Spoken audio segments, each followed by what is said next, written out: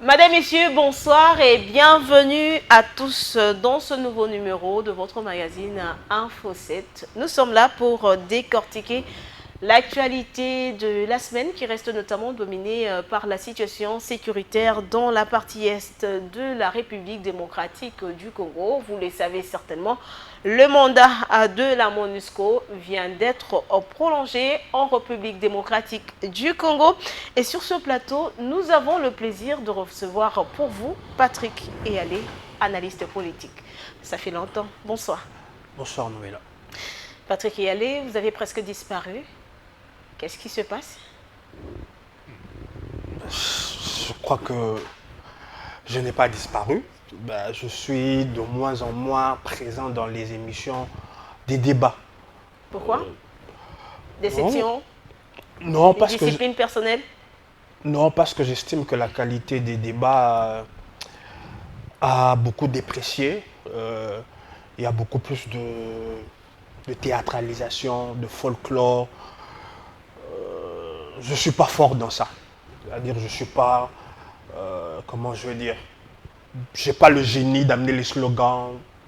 Mais comme c'est ça qui est la sauce du moment, j'ai fait Alors, vous autrement. avez décidé de vous retirer et Non, d'observer les choses? je n'ai pas dit que j'ai décidé de me Alors retirer. J'ai dit que je participe de moins en moins à des émissions, surtout des émissions à débat, parce que la qualité a, je dirais, a fortement déprécié. Et c'est quoi la cause?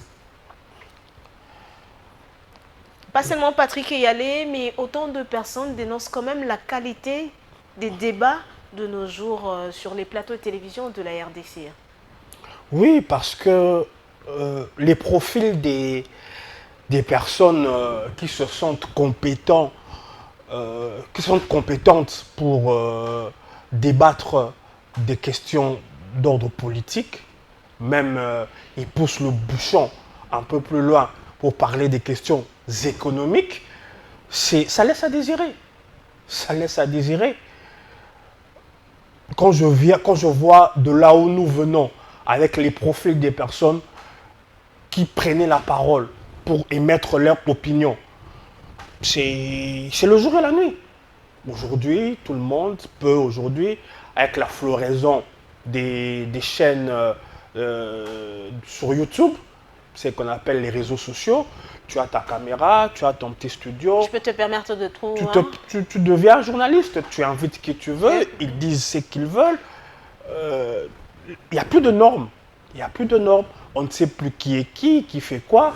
Et d'ailleurs, c'est pas que j'ai rien contre le Lingala. J'ai fait des émissions au Lingala.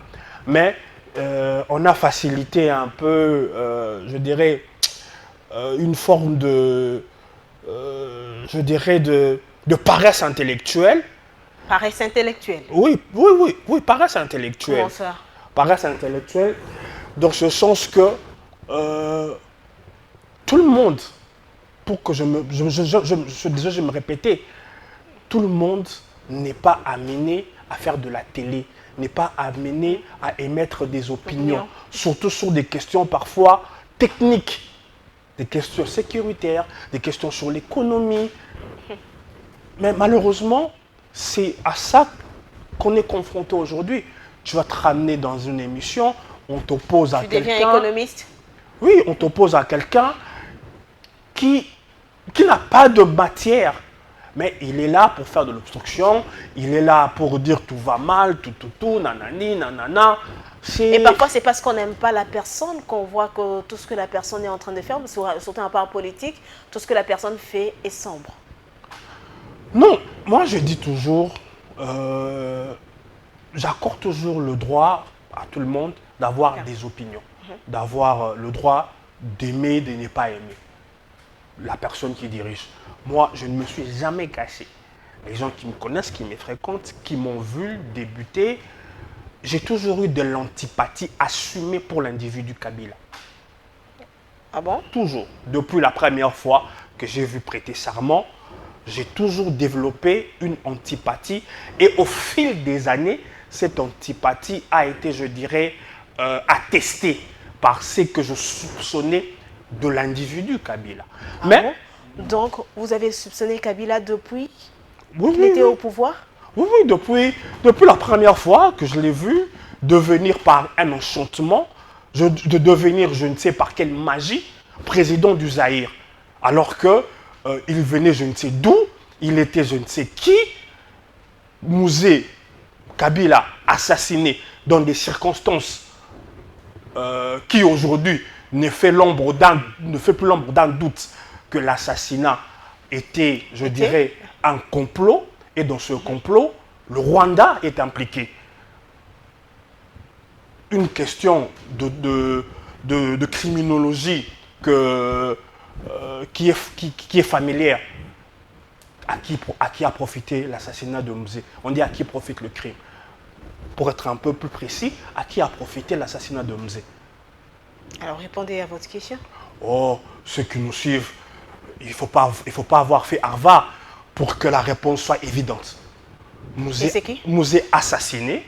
C'était au profit de qui?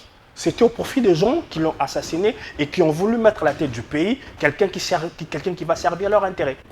Alors, donc, vous êtes en train de remettre en cause toutes les affirmations du Front commun pour le Congo, qui n'a cessé de dire, même Kabila lui-même, quand il a décidé de se prononcer, il a rappelé aux Congolais dans quel état il a laissé la RDC. Pour lui, c'était dans un état où le pays, tout allait bien dans ce pays. Pour corroborer ce que je viens de dire, vous savez qui a aidé à mettre Moussa à la tête du pays?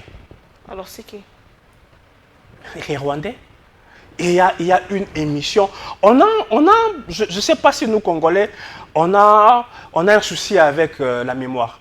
Les Congolais. Il y a une vidéo qui existe, qui date des années avant fin 90, où on explique la création de l'AFDEL. Comment c'est Kagame qui parle. Il explique. J'ai déjà suivi cette vidéo. Voilà. Il explique comment il a connu. À un moment, la vidéo était virale. Comment il a connu Mouzé, c'est Kabarebe. James. Kabarebe qui est le mentor de Kabila, c'est-à-dire de Kabila Joseph, c'est-à-dire pour corroborer ce que je suis en train de dire, c'est Kabarebe, sous la demande de Museveni, qui a présenté Mouzé à Kagame. Kagame qui cherchait une tête de gondole pour congoliser l'invasion rwandaise, maquillée sous forme de rébellion. Patrick Eyalé, cette vidéo a été remise en cause par les proches de Joseph Kabila. Entre remettre en cause et les évidences, il faut choisir. Moi, j'ai choisi les évidences. Les évidences. C'est pas parce que vous n'avez pas aimé la personne de Kabila depuis. Non, je vous parle d'abord de Mouzé. Il est indéniable. Mais parce que là, vous avez parlé du choix. Oui. Vous décidez de choisir les évidences. Oui, les évidences, c'est que Mouzé a été placé à la tête du pays par la coalition rwando-ougandaise. Il a été placé là par la volonté de Kagame. Kagame le dit clairement. Et quand l'on voit l'historique de l'AFDEL, qui composait l'AFDEL? C'est les soldats rwandais. Ils ont mis Mouzé pour servir de tête de gondole. Un peu le même schéma. On reviendra avec ce qui se fait avec M23. Là, c'est M23 maintenant. On revient dessus. C'est-à-dire qu'ils ont placé Mouzé. Chemin faisant, leurs intérêts ont divergé. Mouzé a senti quelque chose monter en lui. Le patriotisme de Mouzé. Le sang congolais. Le patriotisme. Merci de me compléter si joliment. Les intérêts ont divergé. Il y a eu ce qu'il y a eu. On a vu Mouzé claironner partout que les Rwandais qui l'avaient accompagné veulent s'accaparer du pays, veulent les richesses du pays. Mouzé a demandé que les Rwandais s'en aillent. Alors qu'on a eu à la tête de ce pays un chef d'état-major rwandais. On liquide Mouzé. Mais ceux qui ont liquidé Mouzé, ils ne l'ont pas liquidé simplement pour le liquider. Ils l'ont liquidé pour placer à la tête de ce pays quelqu'un qui va continuer ce que Mouzé avait décidé d'arrêter. C'est-à-dire servir les intérêts du Rwanda et des parents du Rwanda.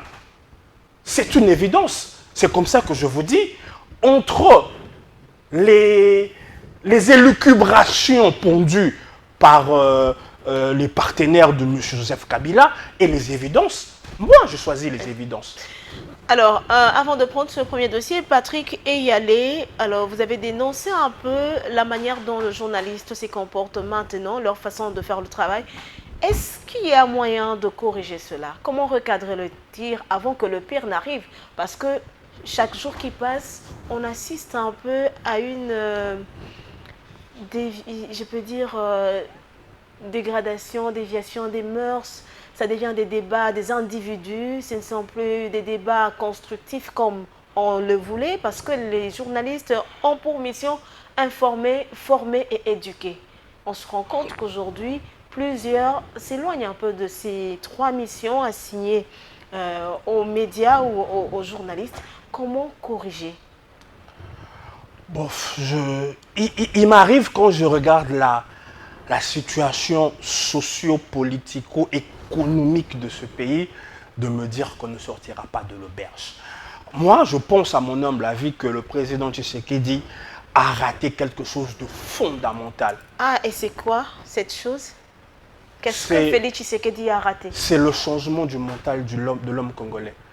À un moment, je sais que le président de cette chaîne, M. Gabi Chabani, que je salue en passant, avait initié une émission comme ça, une tranche dédiée à ce concept, à ce programme. Je pense que le plus grand chantier que devait opérer le président, c'était ce changement-là. Mouzé avait compris. Qu'est-ce qu'il avait compris? Que tant qu'on ne changera pas le mindset du Congolais, ça sera difficile. Et Kabila l'a dit aussi, il n'a pas réussi à changer l'homme congolais. S'agissant de l'individu Kabila, ancien président de la RDC. Malheureusement, il a été président de la République. C'est un peu différent pour lui parce que je ne l'ai pas développé ici, mais permettez que je développe ça ici. Allez-y, en quelques minutes. Pour moi, Kabila, c'est le maître d'ouvrage de la 5e colonne. La 5e colonne, c'est quoi?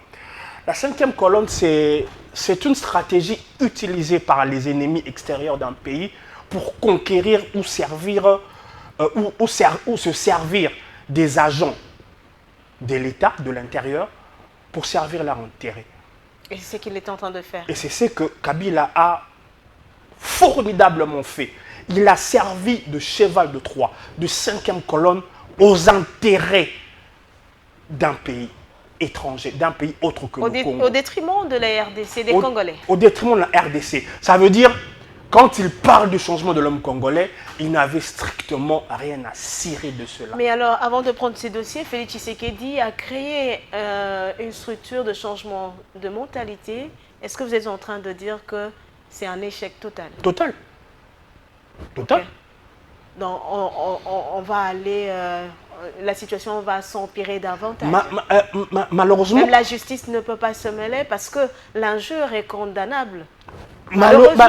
Malheureusement, je dis, le président de la République, sur ce pont-ci, il a brillamment échoué. Il a brillamment échoué. Madame, Messieurs, prenons à présent ce premier dossier de notre rendez-vous de la semaine.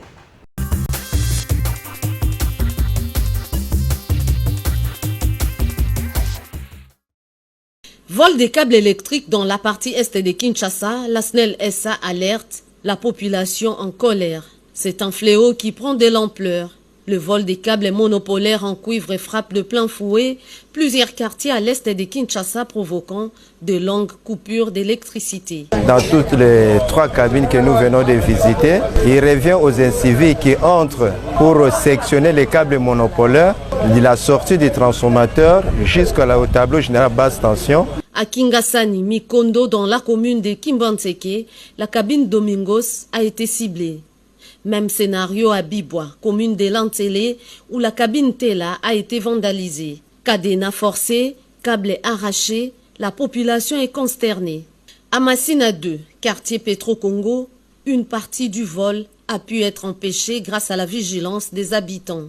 Face à cette recrudescence d'actes de vandalisme, la SNEL SA tire la sonnette d'alarme. Bob Mbombolona, son chargé de communication, appelle à une collaboration étroite entre la SNEL, les forces de l'ordre et la population pour mettre fin à ces sabotages qui compromettent l'accès à l'énergie électrique. C'est ici l'occasion pour nous de demander au ministre de l'Intérieur de faire en sorte que les équipements de la SNEL soient aussi sécurisés pour que la SNEL serve la population. Mais nous attirons l'attention de la population sur le fait qu'ils ne peuvent pas se faire complices de ces inciviques. La lutte contre ces vols devient une urgence collective. Un projet de salubrité, oui. Un éveil de conscience pour la population quinoise, Kinshasa, Bonzenga. Le danger est là, agissons. Par cette expression, la députée honoraire scolastique Moyindo pense bien sensibiliser ses contemporains sur les dangers qui la guettent dans un environnement des immondices. Si réellement les Quinois, nous sommes vivants, nous devons nous réveiller nous-mêmes. Et quand on se réveille, on agit. Donc puisque nous sommes vivants, agissons face aux déchets solides, liquides et gazeux, face aux inondations et face aux érosions. Et pour ce qui concerne les inondations, donc les immondices, donc, comme je l'ai dit, il faudrait que nous soyons conscients qu'on n'a pas besoin qu'on nous bouge, qu'on nous réveille, qu'on nous rappelle que nous devons tout faire pour ne pas rester dans les immondices. Ça, c'est la première chose. Nous ne devons pas vivre dans les immondices, nous ne devons pas manger dans les immondices, nous ne devons pas construire dans les immondices. Sinon, nous sommes en train d'aller tranquillement vers la mort. Parce que les déchets, c'est quelque chose qui devient un déchet, c'est quelque chose qui a fini son cycle de vie. Puisque nous, on n'a pas encore fini notre cycle de vie, nous sommes vivants, alors agissons par rapport à ces dangers qui est les immondices, qui sont donc les déchets qui s'approchent de nous, qui peuvent nous amener la pollution, la maladie et tout. Au-delà de vouloir maintenir son environnement propre, nous créons d'autres opportunités, aussi bien économiques que sanitaires, a poursuivi la députée honoraire scolastique. À travers ce projet, on peut mobiliser tout le monde. Toute la population peut être mobilisée parce que toute la population utilise les bouteilles d'eau, toute la population utilise les bouteilles pour les sucrer. Et ces bouteilles, au lieu de pouvoir les jeter, au lieu de pouvoir les perdre comme ça et les bousiller, que nous puissions rassembler les bouteilles en plastique pour que ça soit utilisé dans le projet Bonzenga, pour que ça lutte contre les érosions et que nous puissions avoir un assainissement sain, parce qu'on aura résolu un problème écologique. On n'a pas de pollution avec le projet Bonzenga. Nous allons résoudre un problème de chômage, parce que ça donne aussi de l'emploi à toutes les personnes qui vont remplir aussi les bouteilles. Et nous allons aussi stabiliser, comme j'ai dit, nous allons stabiliser le sol qui aura été détruit par les érosions. On aura donc d'un coup résolu au moins trois problèmes à la fois et nous allons améliorer notre environnement. C'est donc la commune de Lemba qui sera bien la première bénéficiaire de ces projets.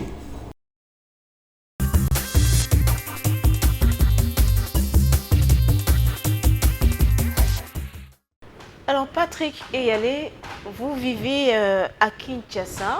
D'abord, parlons de la clôture de la session de septembre à la Chambre basse du Parlement et à la Chambre haute. Comment avez-vous trouvé les actions ou les activités des parlementaires pour cette session? Je dois vous avouer que depuis un bon moment, ce qui se fait au Parlement ne m'intéresse pas vraiment. Et pourquoi? Vous êtes représenté. Ne m'intéresse pas vraiment parce que j'ai la nette impression qu'ils ne prennent pas leur mandat au sérieux. Ah, les élus. Les élus. Les députés nationaux comme les sénateurs. Absolument. Et qu'est-ce qui vous fait dire ça? Parce qu'ils sont là, on a vu quand même des plénières aller même au-delà de 23 heures. Tant qu'il n'y a pas d'interpellation des mandataires, des ministres qui ne font pas correctement leur travail et qui sont interpellés et à la suite sanctionnés, je ne donnerai pas de crédit au Parlement. Ok. Alors, quel ministre, par exemple, mandataire, que vous avez voulu voir être interpellé et sanctionné? Je vais citer certains noms, je vais en omettre d'autres. Est-ce que vous voulez dire que c'est tous les gouvernements, personne ne fait correctement son travail? Aucun mandataire, allez. Ce n'est pas ce que je dis. Les gens auront l'impression que c'est une forme d'acharnement. Non, je ne vais pas citer de nom. Mais à mon humble avis, il y a suffisamment de mandataires qui ne font pas correctement. Mais lesquels? Quand je dis suffisamment, vous voulez absolument Non, que mais je... le peuple congolais qui vous Attendez. suit en ce moment doit savoir que Oui, tel le autre peuple ne congolais fait pas qui nous correctement suit, son travail. il y a certains qui se plaignent de la SNEL, il y a certains qui se plaignent de la régie Mais il y a des eu un eaux. changement à la tête de la SNEL. Vous voulez faire les questions et les réponses? Moi, Merci. je rappelle seulement qu'il y a eu un changement. Merci. Merci. Donc, quand vous m'avez posé la question, je suis en train de vous dire les plaintes sont différentes.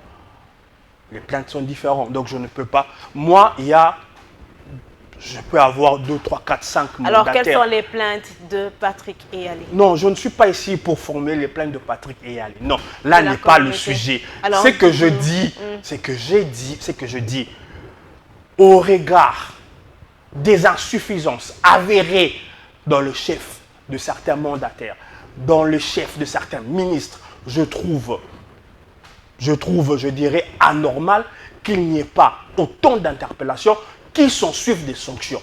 Mais ne m'attendez pas à dire qu'il faut qu'on appelle tel mandataire, qu'on appelle... Moi, je ne mange pas de ce pain-là où je suis en train de faire de l'acharnement sur... Parce que si je cite un mandataire ou un ministre et que je n'en cite pas d'autres, on dit « Ah non, voilà, il boutique pour ceci, boutique pour cela ». Non, je ne fonctionne pas comme ça. Mais je dis simplement qu'il y a matière à faire, tant dans les ministères que dans les entreprises publiques de l'État. Parlant du gouvernement Souminois 2, on a quand même vu Félix-Antoine Tshisekedi applaudir l'actuel ministre de la Jeunesse, Grace Coutinho. Ah, mais quel sourire que vous allez lâcher. Parce que vous voulez absolument que je donne mon point de vue sur les individus. Non, mais bon, quand je vais même, clair. quand même. Je vais Allez-y. clair. Je ne partage absolument pas le point de vue du président sur sa ministre de la Jeunesse. Là, vous n'êtes pas d'accord avec lui. Parce que vous avez insisté. Je dis, pour ne pas, j'ai dit, je dirais, les avis émis par le chef de l'État sur sa ministre de la Jeunesse, je ne partage pas cela. Et pourquoi? Selon certains, elle est au four au moulin. Parce que je ne la trouve pas... comment je peux dire? Je ne trouve pas qu'elle est à la hauteur de la fonction. Elle n'est pas à la hauteur de la fonction. Je n'aimerais pas dire qu'elle est incompétente, ça sera fort de café et désobligeant, mais j'estime que le profil n'est pas le bon. Le profil n'est pas le bon. Elle n'est pas à sa place, c'est ça? Elle n'est pas à sa place, elle n'a pas les épaules pour assumer un poste ministériel. L'autre problème que j'ai avec le mandat du chef de l'État, c'est il y a une forme de légèreté dans le choix des individus. Une forme de légèreté. Une forme de légèreté.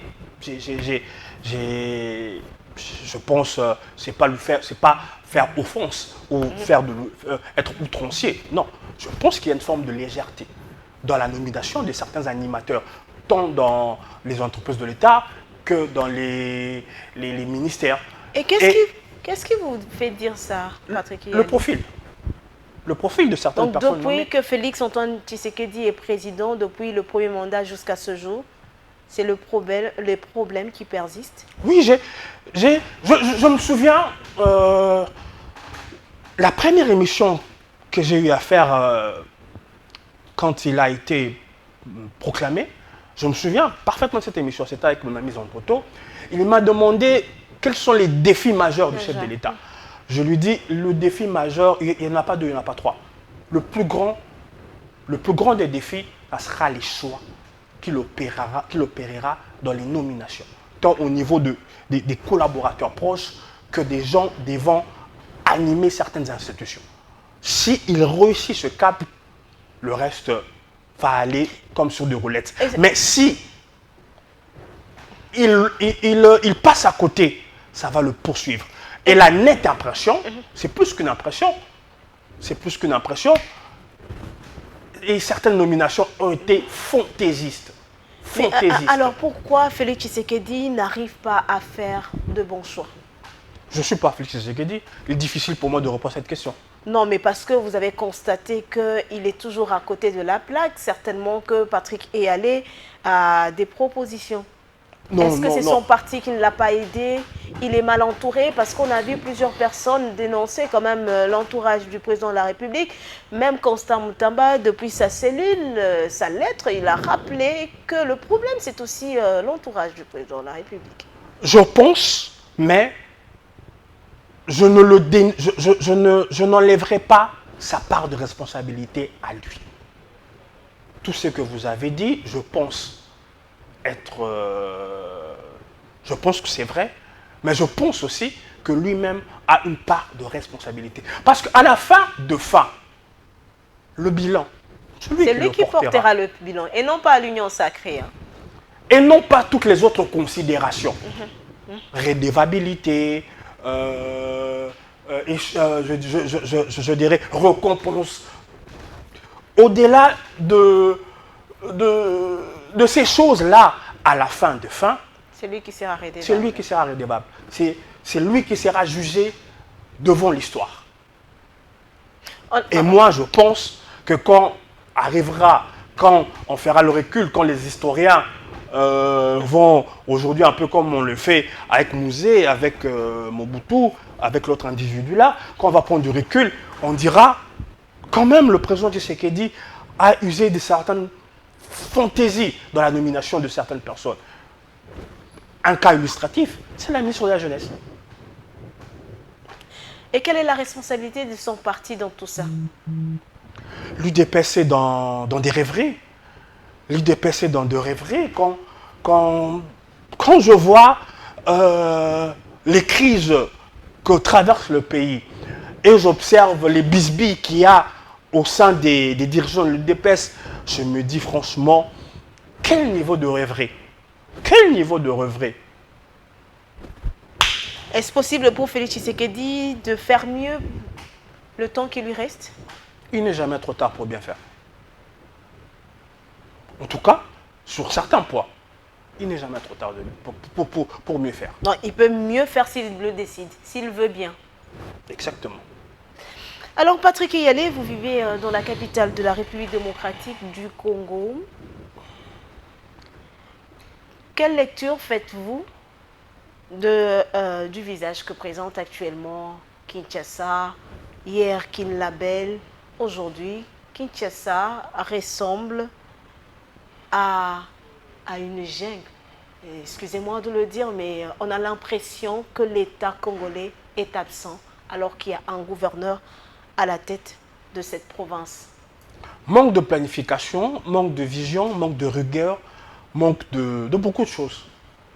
Manque de beaucoup de choses. Et je doute fort que la personne à la tête de la ville de Kinshasa soit la bonne personne pour sortir cette ville de la saleté, de la crasse, de l'indiscipline, de l'anarchie. Je doute fort. Alors, allez-y.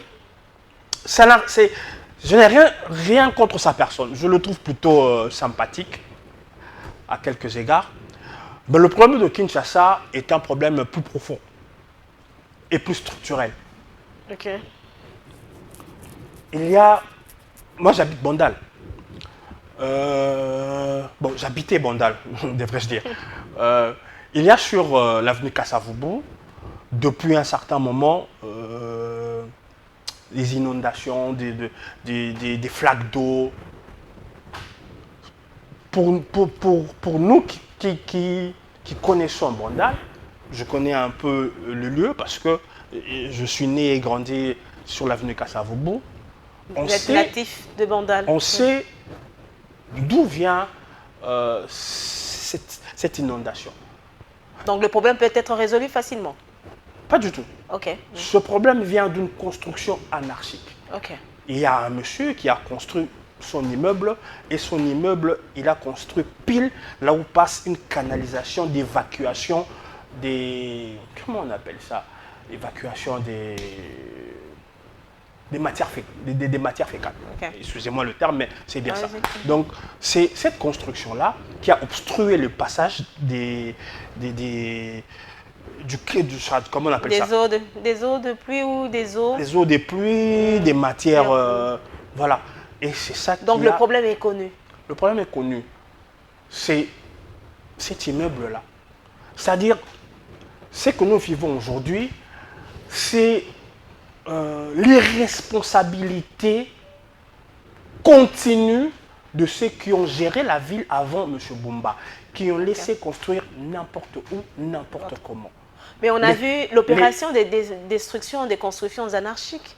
Est-ce que l'équipe de Boumba n'est pas passée par là?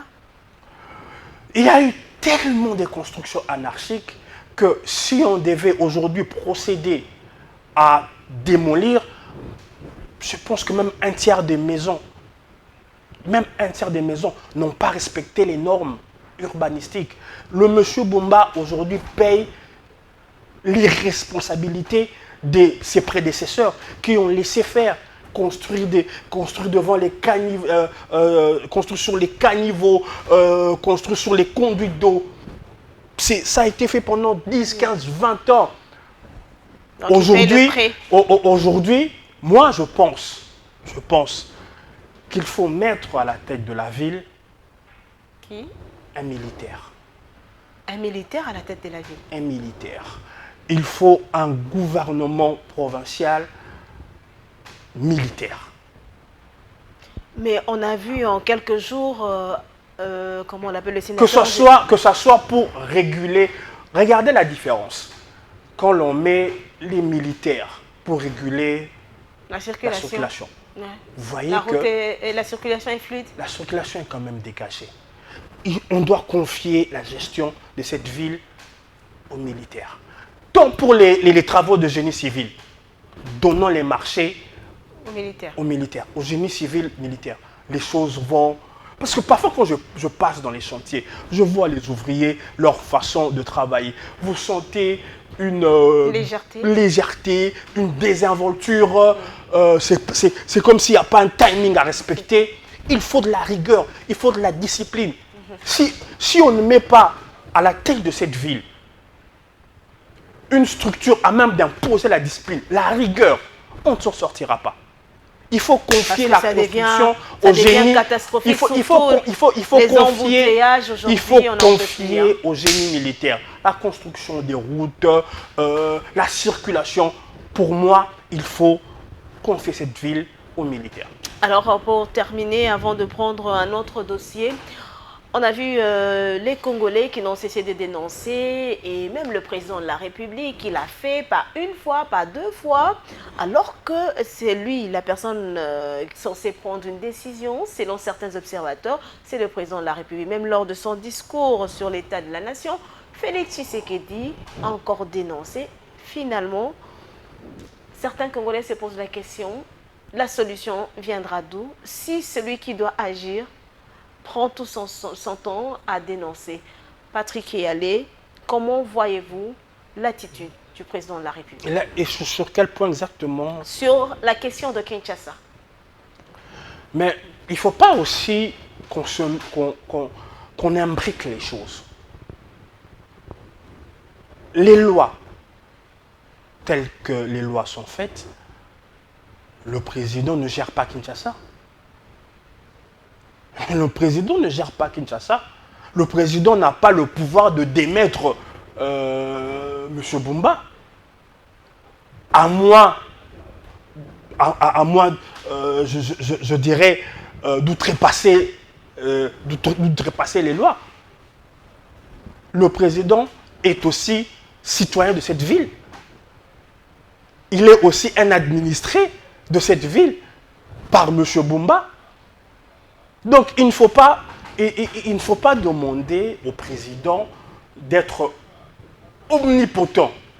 Non, moi je ne souscris pas. Mais lui-même avait promis des sanctions. Quand il s'est prononcé lors d'un conseil de ministres, il a dit qu'il devait réunir en urgence les acteurs qui interviennent et que certaines personnes devaient être sanctionnées. Les personnes qui doivent être sanctionnées, c'est les personnes qui peuvent relever de la compétence lui attribuée à travers la première ministre. Okay. C'est-à-dire, en ce sens, j'ai appris qu'il y a eu de l'argent disponibilisé pour certaines, comment on appelait ça, interventions urgentes. Mais l'argent a été détourné?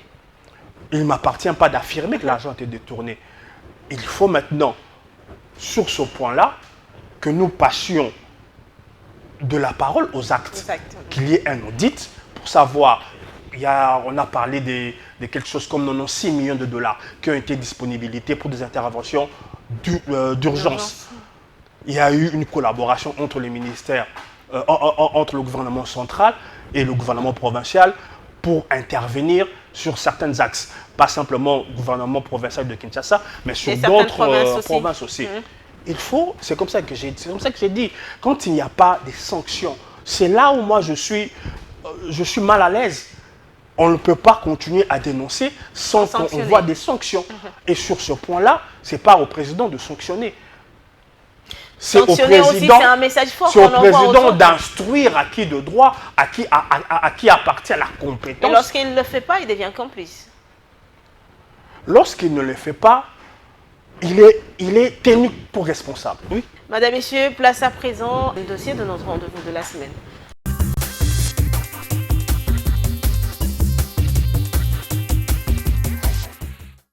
La Cour constitutionnelle, siégeant en matière de contrôle de constitutionnalité, après avis du procureur général, se déclare compétente, déclare la requête recevable mais non fondée, dit conforme à la Constitution, les résolutions numéro 002 du 29 mai 2025 et numéro 004 du 15 juin 2025 de l'Assemblée nationale, portant respectivement autorisation de l'instruction et autorisation des poursuites à charge de M. Constant Mutamba Tungunga, dit qu'il n'y a pas lieu à paiement des frais d'instance. Dit en outre que le présent arrêt sera signifié au requérant, au président de la République, au président de l'Assemblée nationale, au président du Sénat ainsi qu'à la première ministre. Dit qu'il sera publié au journal officiel de la République démocratique du Congo ainsi qu'au bulletin des arrêts de la Cour constitutionnelle. La Cour a ainsi délibéré et statué en son audience publique de ce jour à laquelle a siégé la présente composition.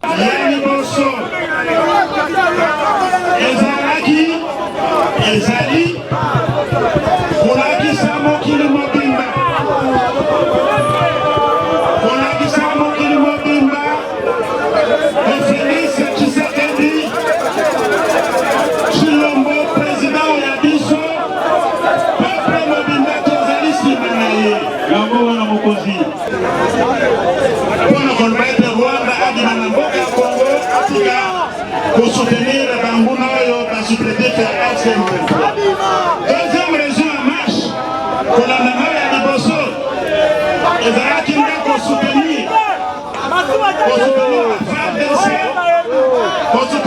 Ouazalendo, Bazali Kobunda tous les jours, pour être différemment contre Zalina Bango, Tokolonga Bitumawana. Ezangai honorable Wivine Ramazani Shadari. Vraiment, makambo namoni nane komela ngai te. Ezalaki na 3h40 du matin. Bajier na batu mususu bazalaki na tenue civile. Bakoteli nga na ndako moins 40 personnes. Babandi na chambre ya jeune garçon na ngai. Batraumatize ye. Batie maminduki. Akende kolakisa place papa na ye azali. Bakomi pe bazui papa, bakoti ti na chambre. Bake bazui papa, bakiti ne na se. Bazui na bone na ngai, bazui 3 policiers na chauffeur moko. Ngana lobi boke na ye wapi eroyo. O te toeka kozwa ye. Siko boko zwa ye boke nene wapi eroyo. O te toke kaka tokozonga na ye. Ye aza mtu munene toke na ye kaka. Ngabi mtu munene bozwa ye eroyo. Boye ata na convocation te, boye ata papier moko na tuni bino ezate. Boko zwa kaka mtu boke na ye ba place boke na ye te. Boye bisanga place boke na ye. Vraiment na insister me mtu moko te ayoke lingai. Ngana lobi sirse azape souffrant, na zuba kisi na ye, na mai na kende nala nanga bitoke ne kasibiso nyonso, ngana ko pesa ye ba kisi na ye. Na komi na mutuka ba matisi papa na mutuka ba kangi porte bazalaki si jipe na bisi moko ya pembe. Ngana lingina na mata na mutuka baboyi batindiki ngai tina se bango bakei nga na tikali ti sikoyo ekomi 10 heures nano namoni mobali na nga te nayebi pe place aza te.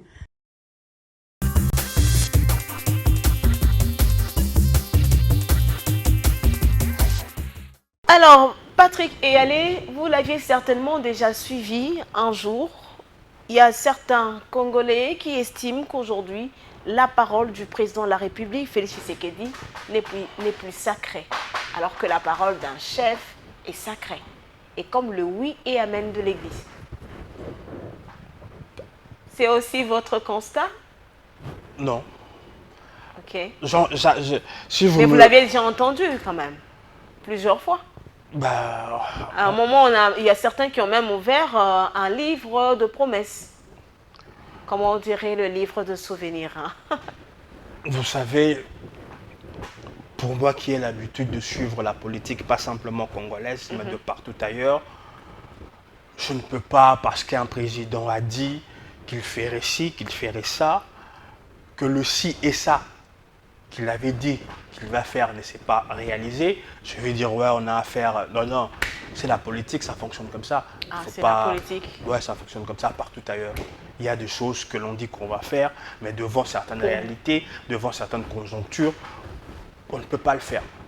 On estime que c'est les aléas. On a vu ça même avec l'individu qui nous a dirigés pendant les 18 ans passés. On a vu, c'est pas sur ce fait-là que moi j'attends le président, que je veux juger le président.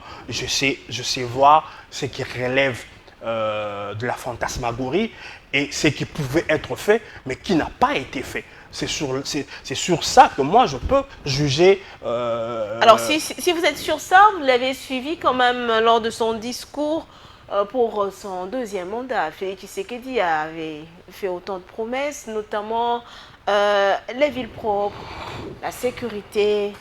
Il a abordé autant des questions, des secteurs de la vie.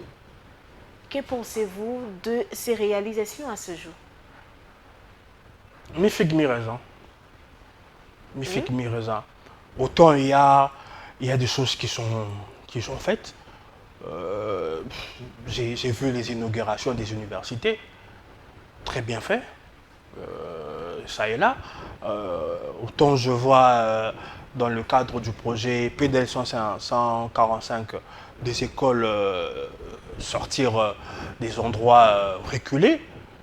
Oui, il y a des choses qui sont faites et il y a des choses qui ne sont pas correctement faites. Okay. Et aussi des choses dont on attend le début du commencement. Et qu'est-ce que vous attendez? Qu'est-ce que vous attendez? Qu'est-ce que vous attendez? Qu'est-ce que vous voulez voir être fait? Au-delà de l'aspect sécuritaire, ça c'est un problème un peu plus complexe. Je crois qu'on va en venir. On va en parler. Moi, j'ai pas compris pourquoi et comment il n'a pas pris à bras le corps le problème des infrastructures routières. Pour moi, il y a ça et comment on dit, l'accès à l'électricité. C'est des choses qui auraient dû... Sans oublier l'accès à l'eau potable. Ça va de pair avec l'accès à l'électricité. C'est des choses, pour moi, au XXIe siècle, le Congo, le grand Congo que l'on est, on ne devait pas être aussi à la traîne. Aussi à la traîne. C'est un pays qui a tout, hein. Alors que certains pays bénéficient des eaux de la RDC. L'électricité même, n'en parlons pas. C'est quand même, je pensais, parce que c'est quelqu'un qui a quand même vécu longtemps en Belgique, c'est quelqu'un qui a sillonné le monde. Il voit et il sait que le Congo a un retard immense en termes d'infrastructures routières, en termes d'accès à l'électricité. Je pense, quand je vois notre aéroport de Kinshasa, c'est vrai, j'ai appris que c'est en chantier, mais c'est des choses qui devaient être de top priorité. De top priorité. C'est... je pensais, j'aurais aimé que quand il quitte le pouvoir, que le retard que nous avons que nous avons accumulé, que si on ne peut pas rattraper tout le retard, mais du moins la moitié du chemin, parce que les pays de la sous-région, il y a la voie, comment on dit, le chemin de fer, c'est avancé, c'est très avancé. Nous, le chemin de fer, il n'y a que celui qui va de Kinshasa à Matadi, qui est à peine opérationnel, qui peine aussi même d'arriver. Qui est à peine opérationnel. Alors que sous d'autres cieux, la voie ferroviaire, c'est invraisemblable. C'est invraisemblable. Dans d'autres pays, on est en train de songer de passer au TGV. De passer au TGV. Quand je vois le chemin de fer de la Tanzanie, du Kenya, du Sénégal, quand je me souviens... C'est les jours et la nuit, quand je me souviens que quand on était le Zaïre, on était pionnier, on était... Non, moi une référence. C'est des choses que j'ai du mal à accepter. La position de la traîne dans laquelle le pays a été plongé et dans laquelle on n'arrive pas à se relever. Et qu'en est-il de la lutte contre la corruption qui était également un cheval de bataille de Félix-Antoine Tshisekedi quand il est arrivé au pouvoir? Ce n'est pas un franc succès. Loin s'en faut. Ce n'est pas un franc succès, il faut dire les choses. Ce n'est pas un franc succès. Il a, c'est vrai, eu cette volonté, mais dans l'applicabilité, il y a beaucoup à redire. Il y a beaucoup à redire. Alors, plusieurs politiques de l'opposition, quand ils doivent parler de la gestion du pays, ils dressent toujours un tableau vraiment sombre, très sombre même, de la gestion de Félix-Antoine Tshisekedi. On voit d'un côté Jean-Marc Kaboun, Martin Fayulu, Délice Sanga, autant même le président d'Ensemble pour la République, Moïse Katumbi. Alors, Patrick Eyalé, vous suivez de près la politique et les sorties médiatiques de ces opposants. Quelle lecture faites-vous de l'opposition en République démocratique? Beaucoup de mauvaise foi, beaucoup de mauvaise foi. Moi, quand vous m'entendez parler, et ce n'est pas d'aujourd'hui, quand il y a des choses à dire que ce n'est pas bien fait, c'est pas ce qui aurait dû être fait, je le dis parce que j'ai envie de voir les choses changer. Je le dis parce que j'ai envie de voir le pays évoluer. Mais c'est aussi leur souci? Absolument pas. Il y a beaucoup de mauvaise foi. Pourquoi il y a cette mauvaise foi? Parce que dans la mécanique du politicien, c'est ôte-toi que je m'y mette. Okay. Même ceux qui ont eu à... Je ne sais pas si on va en parler. Quand vous entendez l'individu qui nous a dirigés pendant 18 ans parler de son bilan, vous avez l'impression que c'était un bilan élogieux, même quand il a parlé de l'armée. Voilà. Et vous avez des gens, pour voir comment on est dans une mauvaise foi, des gens qui ont combattu cet individu, qui ont dit que c'était un dictateur, qui ont dit que les pays étaient mal gérés, qui ont dit tout ce qu'ils ont dit de mauvais, de mal. Mais ces gens aujourd'hui sont alliés avec cette personne. Ces gens aujourd'hui sont des larbins, pour dire les termes de cette personne-là. Donc, moi, je ne peux pas fonder mon jugement sur les déclarations malhonnêtes, de mauvaise foi, des individus qui ne sont là que pour viser des intérêts propres à eux, politiques, quitte à mettre le pays à genoux, livrer le pays à Kagame. Non, il y a des choses qui ne sont pas bien faites, mais force est de constater que le pays a été mis dans l'abîme. Dans l'abîme. Ça, il ne faut pas, on ne doit pas l'oublier. Même si, très profond, moi, je fais partie des gens, quoi que l'on dise, je ne me fatiguerai pas à dire les choses. Le pays a été mis dans un trou très profond. Malheureusement, certaines voies, certaines décisions, certains choix que le président a pris pour sortir les pays dans l'impasse, dans l'abîme, n'ont pas été bons. Mais je reconnais à M. Tshisekedi cette volonté de sortir le pays dans l'abîme dans laquelle elle a été plongée. Et je ne veux pas me répéter, Aujourd'hui, nous avons un budget qui avoisine les 20 milliards.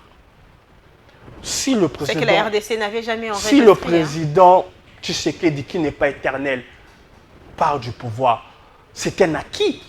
C'est un acquis pour celui qui va succéder, contrairement à lui qui a hérité d'un pays avec un budget miséreux, un budget de clochard.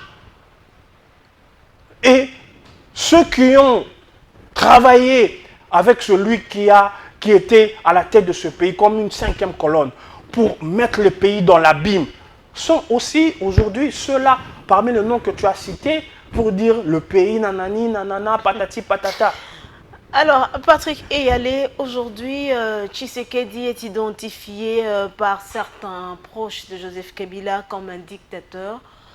Non seulement que les proches de Joseph Kabila comme Chadari sont visés, mais aussi certains opposants qui sont aujourd'hui, pas selon moi, mais selon certains politiques, poussés à l'exil. Tshisekedi, un dictateur, c'est vrai ça? Ça prête à faire. Et la preuve, Joseph Kabila. Pardon? La preuve aujourd'hui, Joseph Kabila est condamné, Chadari est interpellé, sans compter autant d'autres proches de Joseph Kabila qui sont souvent interpellés. Donc, dans une démocratie, vous pouvez fomenter un coup d'État, vous enfuir et être, je dirais, ne pas être poursuivi. Parlons de l'individu Kabila. C'est-à-dire, vous pouvez entretenir des relations avec les hauts gradés dans le but de leur inciter à la rébellion et ne pas être poursuivi. C'est ça une démocratie. Il peut subsister des faisceaux d'indices qui corroborent une participation à des activités putschistes et ne pas être poursuivi. Mais ces affirmations sont rejetées. La famille Kabila ne reconnaît pas tout ça. Vous savez, quand Kabila sort de ce pays, ses proches nous disent qu'il est parti pour faire des études, pour continuer son master. Bon. Et il est rentré parce qu'il a entendu le cri de Congolais. Parce que les Congolais... Non, attendez.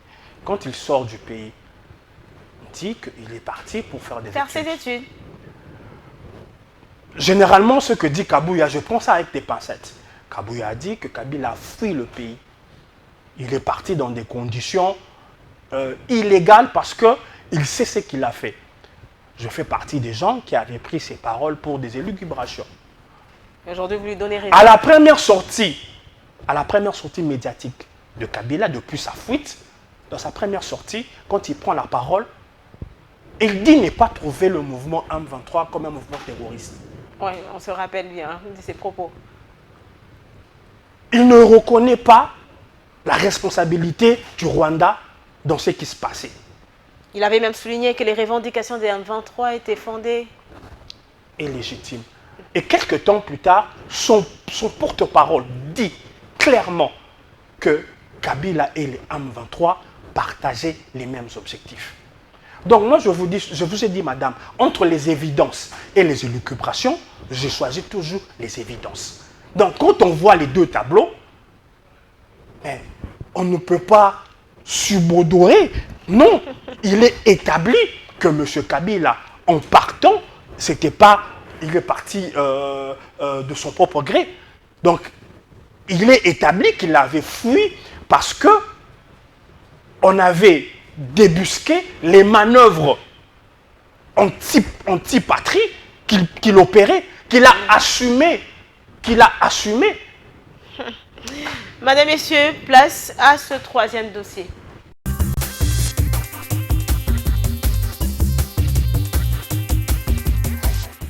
La pression s'accentue sur le président rwandais Paul Kagame. Washington appelle Kigali à retirer sans délai ses troupes du territoire congolais.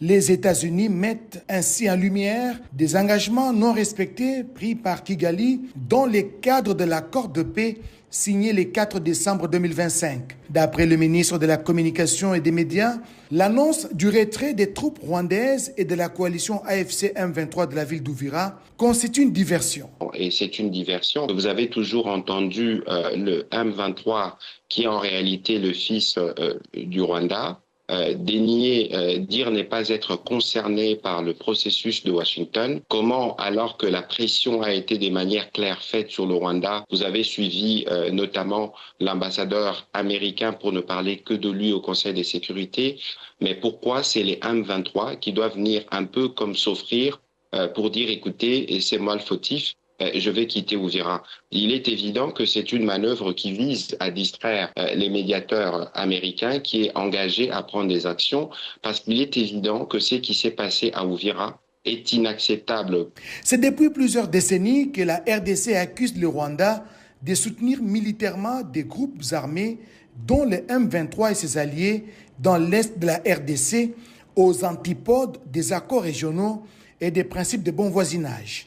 Face à cette situation, le président de la République, Félix Antoine Tshisekedi Tshilombo, s'est engagé sur plusieurs fronts, notamment les fronts diplomatiques. Processus de Luanda, initiative de Nairobi, plaidoyer intense auprès des différents partenaires internationaux. Kinshasa continue à tout prix de diversifier la voie politique et diplomatique pour mettre fin à ce cycle infernal de violence, une diplomatie active qui vise à restaurer une paix durable dans les zones en proie à l'insécurité, particulièrement dans les provinces du Nord et du Sud Kivu, devenues aujourd'hui les ventres mous des conflits.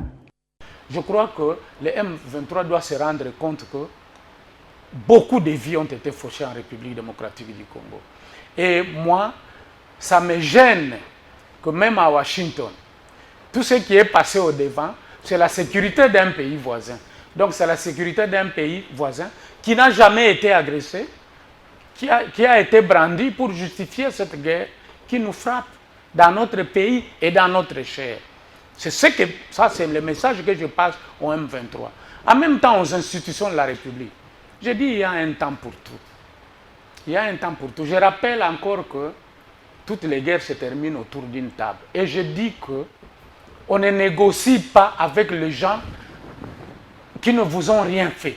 Si on négocie entre partis, ça signifie que les partis estiment ou prétendent qu'ils se sont fait du mal.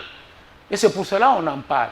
Je crois que si on a un bon médiateur, un médiateur neutre, on verra des prétentions fantaisistes, mais on verra des problèmes légitimes. Le tout, c'est d'en parler. Et en parler, ce n'est pas une faiblesse. Ça, je le réitère. Et surtout qu'il faut couper l'herbe sous les pieds de ceux qui viennent là-bas. L'agression est là. Moi, je ne suis pas dupe, madame. J'applaudis les efforts de la communauté internationale. Mais je ne suis pas assez dupe pour ignorer que c'est la communauté internationale qui est derrière les pays voisins que nous indexons comme agresseurs. C'est les mêmes qui les arment. C'est les mêmes. Vous avez dit vous-même qu'il y a des condamnations, il y a ceci. Mais c'est au bout de l'œil. Pourquoi on attend? J'ai suivi notre excellente ministre des Affaires étrangères, Thérèse Kaikwamba. Madame Thérèse Kaikwamba, que je félicite en passant, qui a fait un plaidoyer qui m'a arraché une larme. Il dit, on va attendre. On a parlé, dénoncé, condamné pendant combien de temps? Combien de morts et combien Voilà, elle a dit. Mais au final, quelle est la décision qui est venue du Conseil de sécurité? C'est les mêmes condamnations. Toujours des appels. Toujours des appels. Alors, le Rwanda. Vous voyez. Et ça énerve les Congolais, ça. Et ça nous interpelle.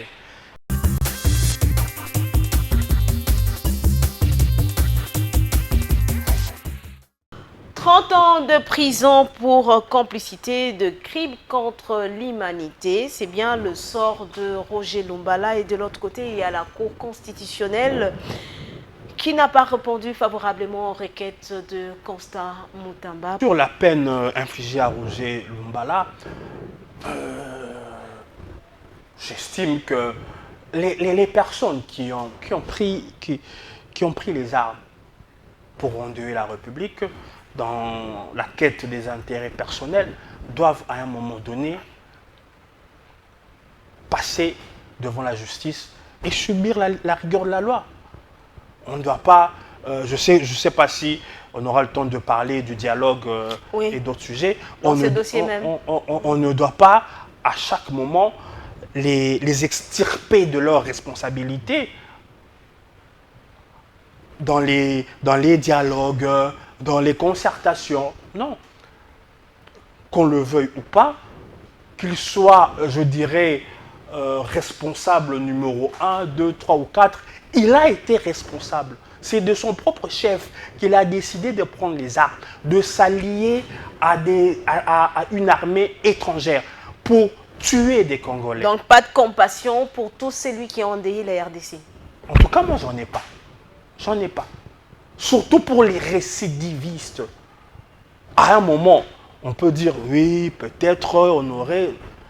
Mais après, tout ce que ces mouvements dits, entre guillemets, de rébellion ont causé comme dégâts.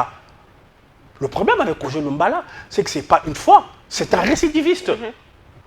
Et par rapport à ce genre de cas, je n'ai pas de compassion. On peut se dire, pour les gens qui étaient dans l'AFDEL, ils ont été dupés. C'est bon, ils ont cru, voilà.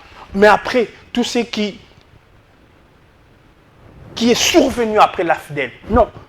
En commençant par RCD et tous les mouvements, toutes ces personnes, les Sanga,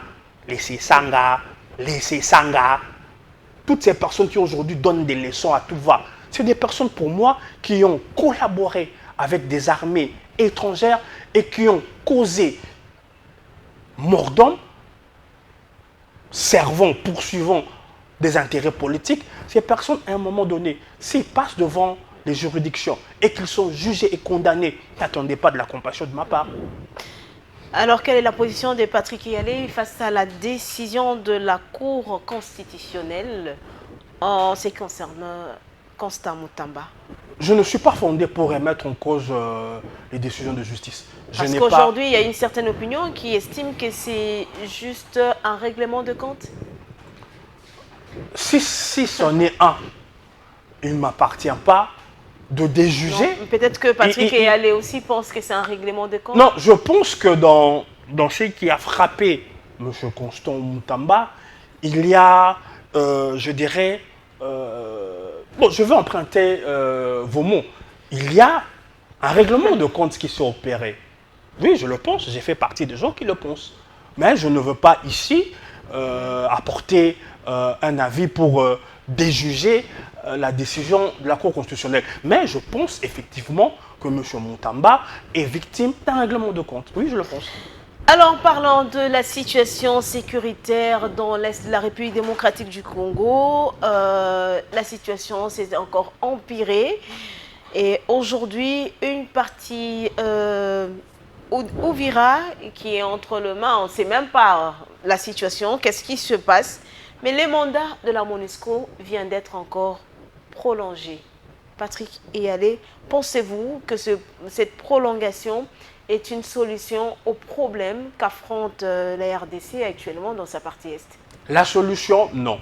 Une partie de la solution, peut-être. Et comment ça, dès lors que la MONUSCO avait même dit, avant que son mandat ne soit prolongé, qu'elle n'était pas aussi armée plus que les M23? J'ai dit une partie de la solution parce que maintenant, il y a l'implication des États-Unis d'Amérique. Okay. Les États-Unis d'Amérique, ils font partie du problème, mais aussi de la solution du Congo. Pourquoi ils font partie du problème? Parce qu'à la base, l'instabilité que nous vivons, ça a été, je dirais, sous la bénédiction des États-Unis.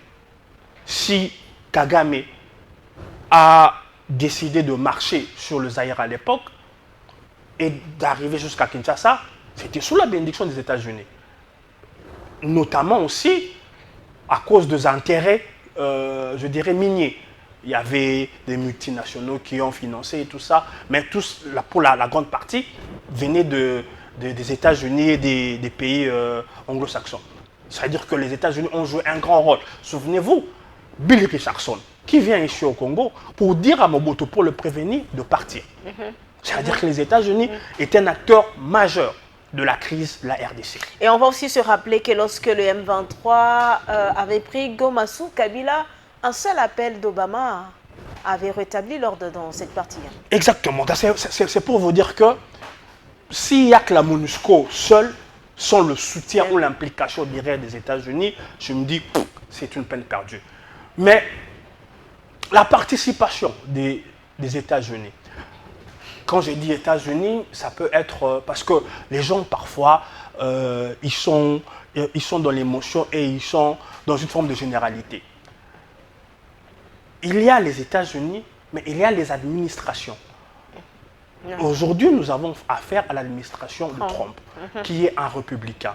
Or, Kagame, c'est qu'il est à la faveur de l'administration des démocrates.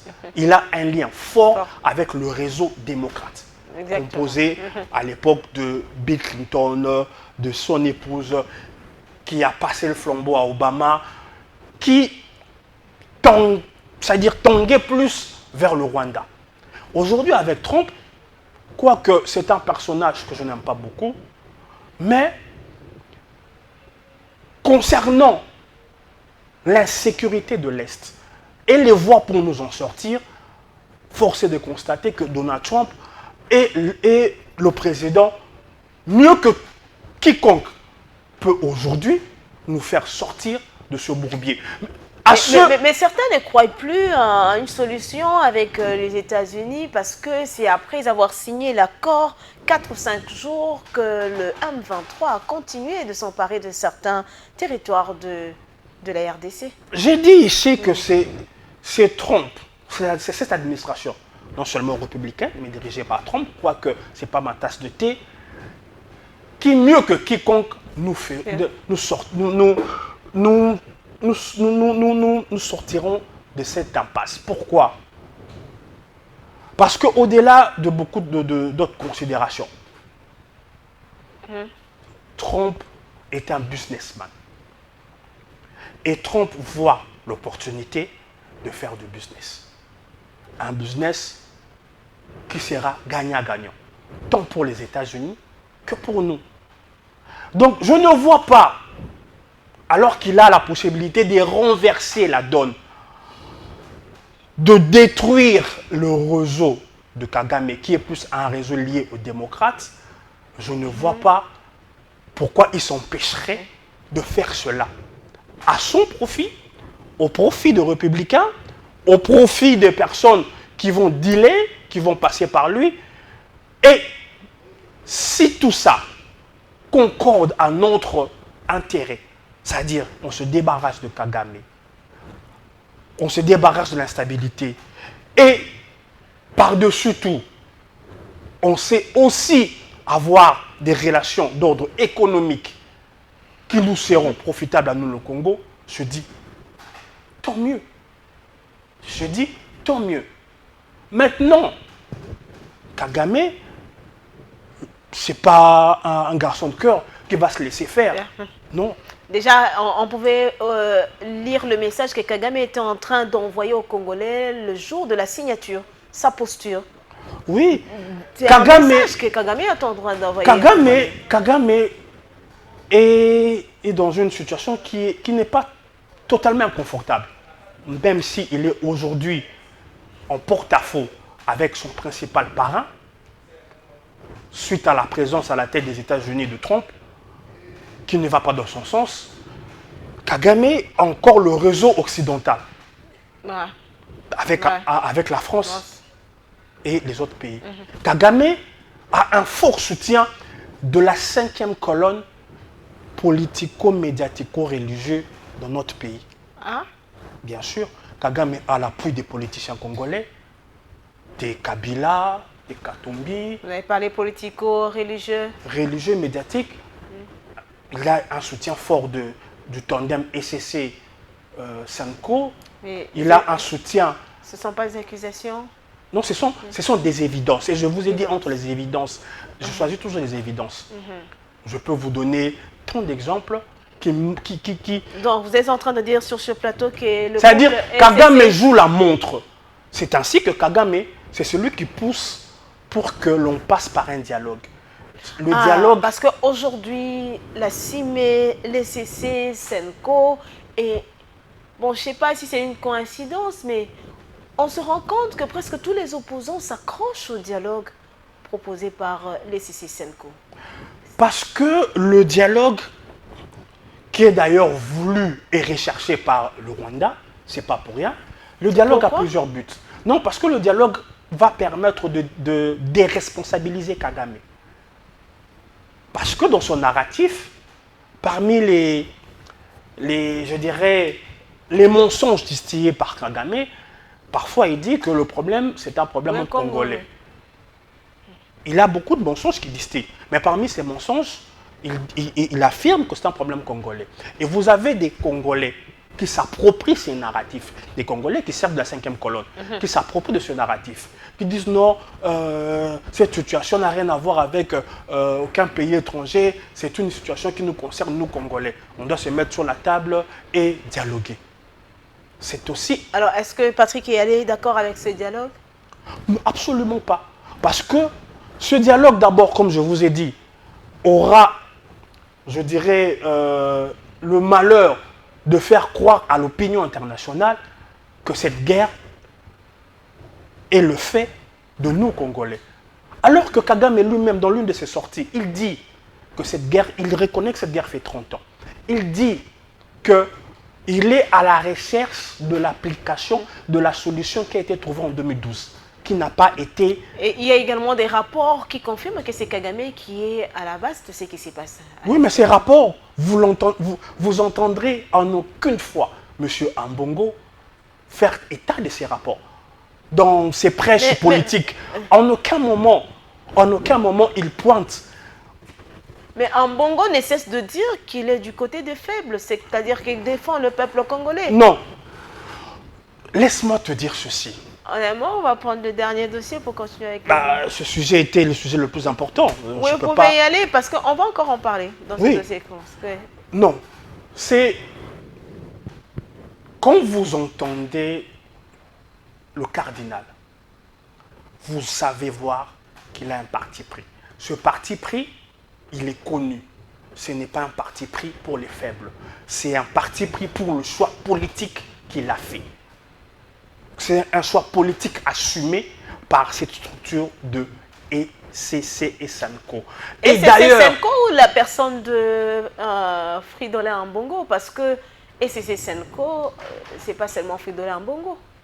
Je parle de Fridolin Ambongo et de la structure qui lie M. Ambongo. Je parle de la Senko. Et il y a leur compère, l'ECC. Ils sont dans une dynamique. Cette dynamique répond à des intérêts politiques qu'ils ont faits. Et ces intérêts politiques qu'ils n'assument.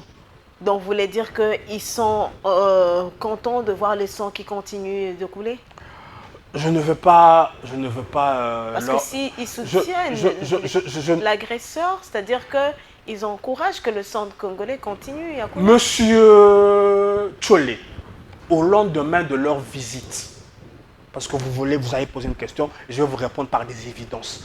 Au lendemain de la chute de Goma, quand ils sont allés au Rwanda pour venir à Goma, il a été interviewé sur France 24.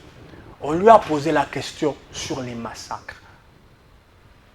Vous vous souvenez de cette réponse? Vous vous souvenez de sa réponse? Je vous ai dit, moi devant les évidences et les élucubrations, j'ai choisi les évidences. Sa réponse était d'une cruauté. Et rappelez-nous, qu'est-ce qu'il avait dit ce jour-là? Mais il a banalisé les morts. Il a banalisé les morts. Il a même dit que chez nous, quand il y a des morts, on n'est pas forcé de pleurer. Parfois, on danse même, tout ça. Il avait banalisé les morts. Il avait banalisé les morts.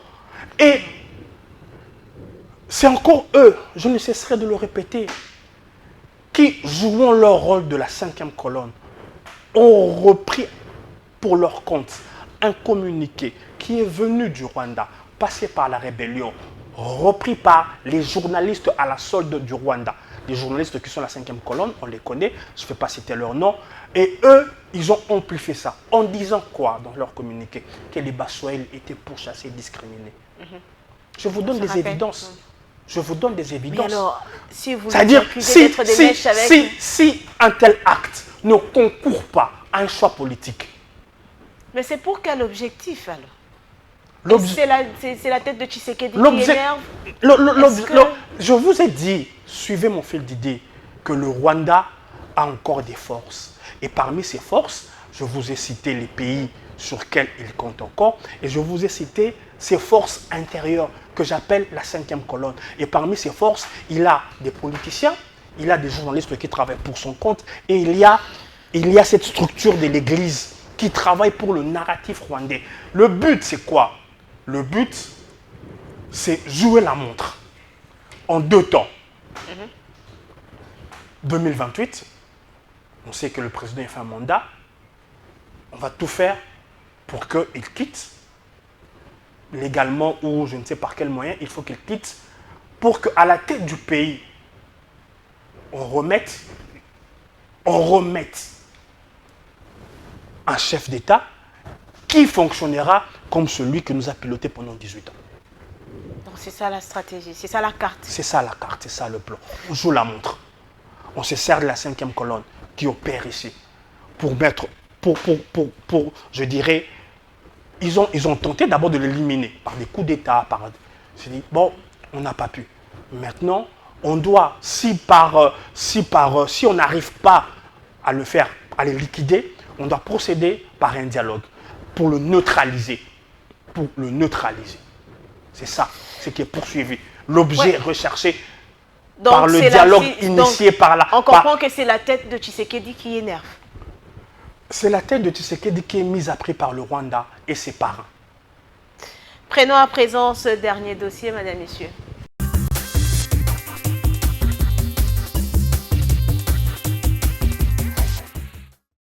L'accord cadre de Doha signé au mois de novembre dernier n'a pas fait taire les armes dans la partie orientale de la République démocratique du Congo. Ce jeudi, Ebouteli a publié un rapport sombre qui pourrait susciter des interrogations quant au retour d'une paix durable. À travers son projet baromètre sécuritaire du Kivu, cet institut congolais de recherche sur la politique, la gouvernance et la violence a documenté dès sa 26 incidents sécuritaires dans les provinces du Sud Kivu, 109, du Nord Kivu 100 et de l'Ituri 17 durant le mois de novembre 2025, en légère baisse de 5% par rapport au mois d'octobre. Le nombre de civils tués a en revanche fortement augmenté. 289 civils tués ont été documentés contre 205 en octobre. Il précise également que le territoire de Lubero, notamment le secteur de Bapéré et la chefferie de Baswaga, devenu l'épicentre de l'activisme des forces démocratiques alliées, a encore une fois été l'espace le plus meurtri de la période sous examen, avec un total de 121 civils tués, dont 22 femmes. Dans les Kivu, le processus de Doha n'a pas changé la situation sur le terrain. La rébellion de l'Alliance Fleuve Congo et sa branche armée, le mouvement du 23 mars, ont poussé vers l'ouest et le sud, s'étendant jusqu'à Maimingi, dans les Chabunda, Kasika, dans les territoires de Mwenga. Ebouteli a également dénoncé l'activisme du groupe ADEF affilié à l'État islamique qui continue de terroriser les populations civiles des territoires de Lubero, Mambasa et Irumu dans le nord-est de la RDC. Durant la période sous examen, au moins 123 civils ont été tués contre 75 au mois d'octobre. Il ajoute que l'incursion la plus meurtrière est survenue dans la nuit du 14 novembre au village de Biambwe en chefferie de Baswaga à environ 80 km de la ville de Butembo où les ADF ont tué au moins 29 personnes. Ce rapport a été rendu public quelques heures après que le rebelle de l'AFC M23, appuyé par le Rwanda, ont pris la décision de se retirer de la ville d'Uvira à la demande de Washington. C'est pour moi un motif de profonde satisfaction de prendre la parole à l'ouverture de la première édition des conférences annuelles des services publics de la République démocratique du Congo. Depuis mon accession à la magistrature suprême, j'ai fait de la refondation et de l'amélioration de la qualité des services publics l'un des axes les plus structurants de mon action. Au début de ce second quinquennat, j'ai pris devant la nation un engagement explicite qu'aucune Congolaise et aucun Congolais, où qu'ils vivent sur notre territoire, ne soient privés de services publics dignes de ce nom, qu'il s'agisse de la police, de la justice, de l'éducation, de la santé, de l'état civil, de la fiscalité ou de l'administration territoriale. Cet engagement vaut pour tous, mais plus encore pour celles et ceux qui, sous l'uniforme de la République, consentent les sacrifices les plus lourds pour la patrie. Nos militaires, nos policiers, leurs épouses, leurs enfants ne doivent plus être ceux qui attendent le plus longtemps devant un guichet, dans un hôpital, dans une école ou devant un bureau d'état civil. Ils ont droit, plus que quiconque, à une administration qui les respecte, qui les accueille avec humanité, qui les traite avec considération. Lorsque je dénonce, parfois avec des mots durs, l'indignité des conditions de vie dans lesquelles tant de nos compatriotes ont été contraints durant des années, ce n'est jamais pour les mépriser et certainement pas nos vaillantes forces de défense et de sécurité, mais pour placer l'État face à ses responsabilités et rappeler l'urgence de leur rendre en acte la dignité qui leur est due.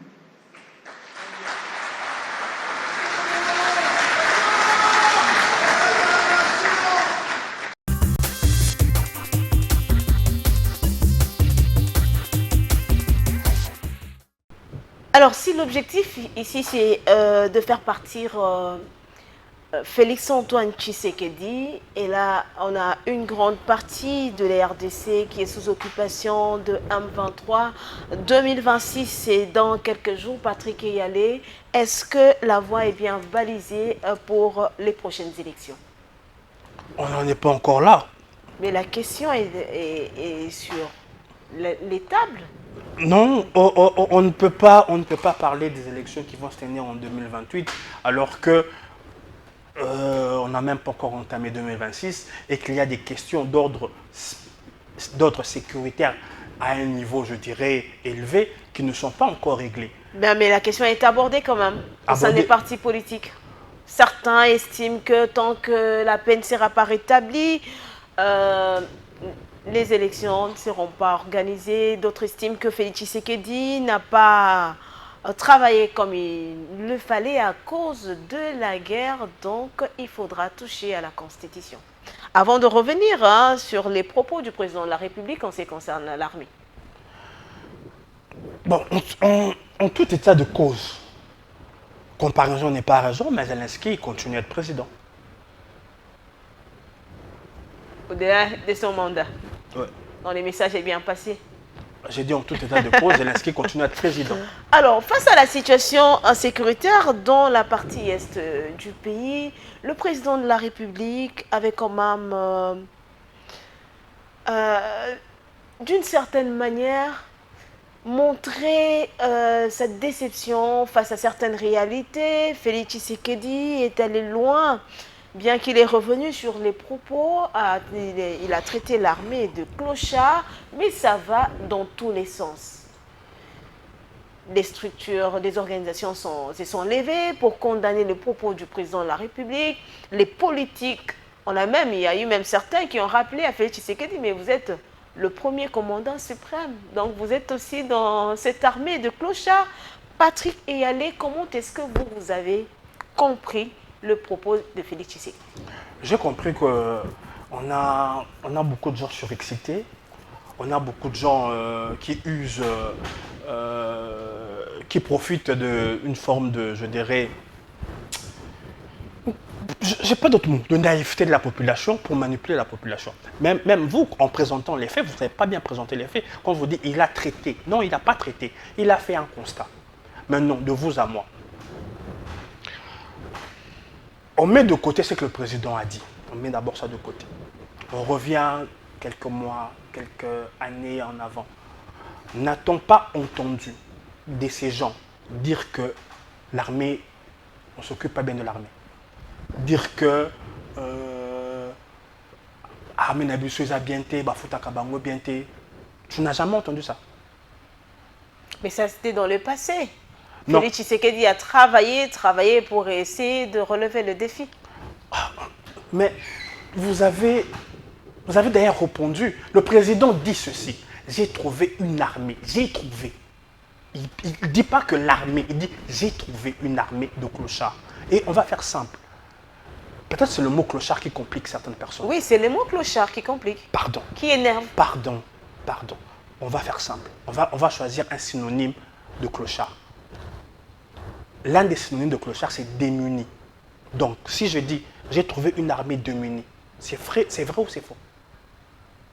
Ceux qui nous regardent, qui font preuve de bonne foi, ils vont répondre mais oui, c'est vrai. Qu'est-ce qu'on nous dit? Je vous donne... Donc, démunis passe bien. Je vous donne... non, ça dit, c'est pour vous montrer qu'on a affaire à des gens surexcités. Je vous donne un exemple simple. Je vous mets un synonyme. Je remplace clochard par démuni. Il dit, j'ai trouvé une armée démunie. Est-ce vrai ou c'est faux? C'est totalement vrai. Il a trouvé une armée démunie. Celui, l'individu qui a dirigé le pays pendant 18 ans, a tout fait pour mettre l'armée dans un état démuni.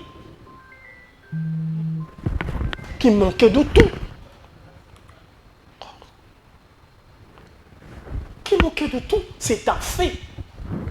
Quand vous regardez l'état dans lequel étaient les hôpitaux, Konkokolo, Konchachi, celui du Katanga, celui de Bunia, quand la messe des officiers, lieu qui était fait pour la restauration des officiers, c'était carrément scellé. Quand vous observiez que les militaires n'avaient presque plus même des tenues, et vous trouvez que c'est incorrect de constater et de faire savoir qu'on a trouvé une armée démunie. Et surtout, quand l'individu qui a dirigé, a la prétention de dire que sous son mandat, l'armée était bien formée, l'armée était équipée. Donc celui qui succède, qui ramène le budget de l'armée, qui était de 5% à 30%, de 5% 300 millions, à 30% 4 milliards et quelques, vous estimez que cette personne n'a pas le droit de faire savoir qu'il a trouvé une armée démunie. Il y a des voix qui estiment qu'il a encore frustré les militaires qui acceptent ces conditions. Ces voix-là, je vous dis, madame, c'est les voix de la 5e colonne qui sont là pour tenter de créer la rébellion en interne, inciter les militaires à se rebeller.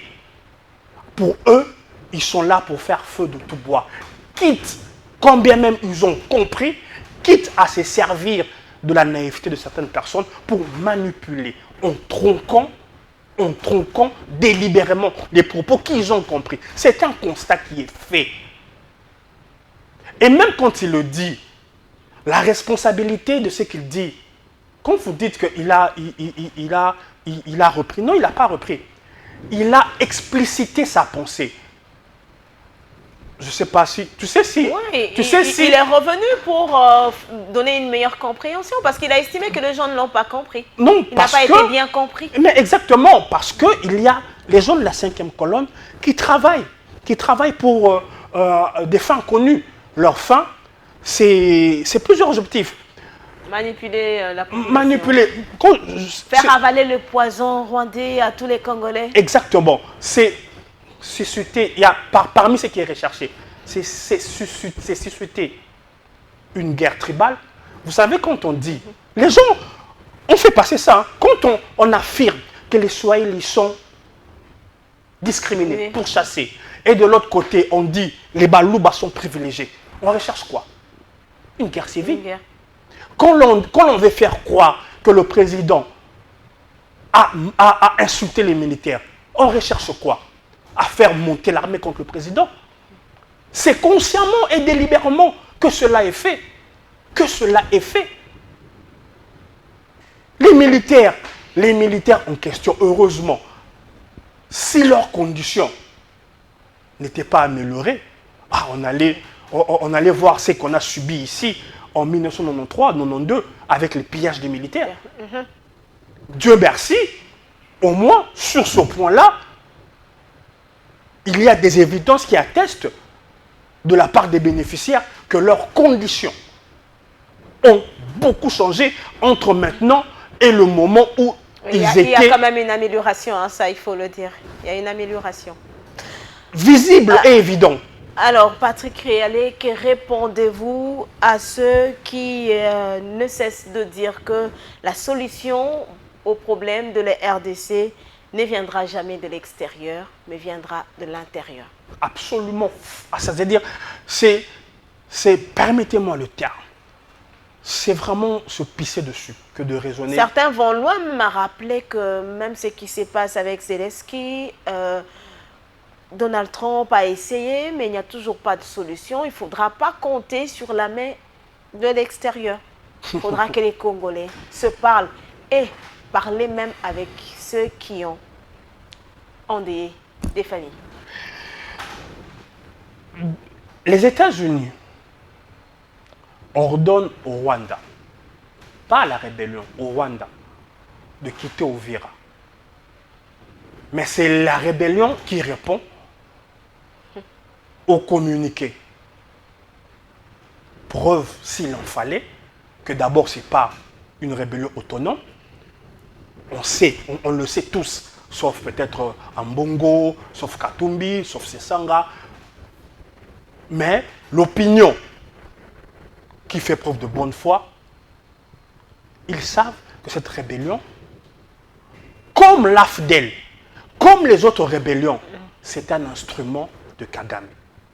Et pour faire fléchir Kagame, il faut trouver plus fort que Kagame, qui va faire plier Kagame. Et plus fort que il y a Kagame, une sagesse, il y a une sagesse simple qui dit « Connais-toi toi-même ». Je crois que c'est un truc de Socrate, je crois. Connais-toi toi-même, ça veut dire nous n'avons pas une armée. Aujourd'hui, quoi que les conditions, quoi que les moyens ont été mis, à même de remporter militairement la guerre contre le Rwanda. Donc la RDC ne peut pas déclarer la guerre. Parce que certains ne cessent de dire, mais on doit attaquer. Pourquoi on doit toujours endeuiller les Congolais? Non. Il faudra aussi endeuiller le Rwandais. J'ai dit, connais-toi toi-même. Militairement, le Rwanda a pris beaucoup d'avance sur le Congo. Pendant 18 ans, on a été endormis. On était sous embargo. L'individu que nous a dirigé, il n'a fait aucun effort pour enlever l'embargo pour que nous ayons des équipements. Et combien même aujourd'hui, on est en train de s'équiper, il faut une formation, il faut une mise à jour. Ça prendra du temps. Ça prendra du temps. Militairement, si on va dans une voie strictement militaire, il y a peu d'assurance que nous en sortions vainqueurs. Il reste deux voies proposées par les uns et les autres. Le dialogue et la voie de la diplomatie. Le dialogue est un leurre. Parce que quand Mouzé décide de chasser les Rwandais, avec le lot, il y a des individus comme Rouberois, comme Nyarugabo, qui sont partis. Quand Mouzé chasse les Rwandais. Il y a Sun City, le dialogue qui arrive. Qu'est-ce qu'on voit? Ceux qui ont été chassés, qui ont pris les armes, ils sont rentrés par la voie du dialogue, devenus vice-présidents, députés, sénateurs, ministres. Et depuis l'époque, s'en est suivi une série de dialogues, où donc c'est revenir à la case de départ. D'ailleurs, l'individu, non pas l'individu, c'est un Congolais, Magloire Paluku qui est mort, qui est un ancien de l'AFDEL. Et là aussi, on n'a pas dit aux Congolais qui l'a tué parce que cette zone est occupée par... Je ne réponds pas aux évidences. C'est quelque chose d'évident. Une vidéo virale où il explique comment il parlait avec ses amis qui ont traversé toutes les rébellions, de l'AFDEL jusqu'à M23. Finalement, lui-même, qui était sorti de cette voie, est rentré encore dans cette voie. Il venait d'être conseiller chez Madame Catherine. Quand on a changé de gouvernement et qu'il a perdu son poste, il a basculé. Et il est reparti. Mais il y a Daniel Safo qui a rejoint le train, qui a embarqué dans le train. C'est le même schéma. C'est le même schéma depuis l'AFDEL. Et on a connu les Sesanga, on a connu... C'est le même schéma. C'est-à-dire le schéma du dialogue, c'est-à-dire c'est... Alors s'il vous a demandé de conseiller le président de la République, qui s'était déjà prononcé en rapport avec le dialogue, il avait dit qu'il va convoquer ce dialogue au moment opportun, au moment voulu par lui? Il ne faut pas que le dialogue soit la voie pour ramener la paix. Non, si dialogue doit y avoir, il y aura dialogue, mais pour résoudre d'autres problèmes. Pas les problèmes de le problème de l'insécurité, le problème de Kagame, le problème du Rwanda, il faut la finir à la source. La source, c'est les États-Unis. Il faut arriver à renverser le rapport de force qui était bénéfique pour le Rwanda. Et quand on aura remporté cela, le reste, le dialogue c'est quoi? On peut refuser cela. Le dialogue, ça ne sera qu'un moment de partage équilibré, équitable des postes. Alors, rien que ça. C'est complètement fini. Patrick Eyalé, merci d'avoir répondu à nos questions. Vous avez quelques minutes pour vous adresser à cette population qui vous a suivi ce dimanche. Oui, moi je vais juste demander à nos compatriotes d'ouvrir l'œil et le bon face à la 5e colonne, composée des politiciens, des journalistes, des religieux et pasteurs qui ont fait le choix, au détriment de la République, de servir de larbin, de proxy, de supplétif au Rwanda. On peut critiquer Tshisekedi de tout. Et en suivant cette émission, vous avez entendu de moi que je n'ai pas été que tendre vis-à-vis du président de la République. Mais en aucun moment, je ne me vendrai. Quel que soit l'objet de ma frustration, que je sois nommé, que je ne sois pas nommé, que je sois compté, que je ne sois pas compté, que je sois appelé à accompagner le chef de l'État ou un ministre ça et là, je ne me vendrai jamais à cet individu qui était le maître d'ouvrage de la 5e colonne, qui sert les intérêts rwandais. Apprenez, chers concitoyens, qu'il y a des politiciens, des journalistes, des religieux et des pasteurs qui, parce qu'ils ont une haine viscérale contre Tshisekedi, ils ont choisi et décidé de s'allier avec le Rwanda. On peut tout accepter, sauf cette forme de trahison. Merci bien, Patrick Eyalé. Je rappelle que vous êtes analyste politique. Eh bien, c'est déjà la fin de l'année. Meilleurs vœux. À vous autant, cher Noël. Merci. Mesdames, Messieurs, c'est l'heure. Info 7 est une émission de Congo Web Télévision. Info 7, votre mission. Info 7, notre émission. Merci de nous avoir suivis et surtout, n'hésitez pas de nous écrire et de nous contacter. La porte d'Info 7 reste grandement ouverte. Au revoir et on se retrouve le dimanche prochain pour un autre numéro de Info 7. Joyeux Noël, meilleurs vœux et bonne fête du 25 décembre.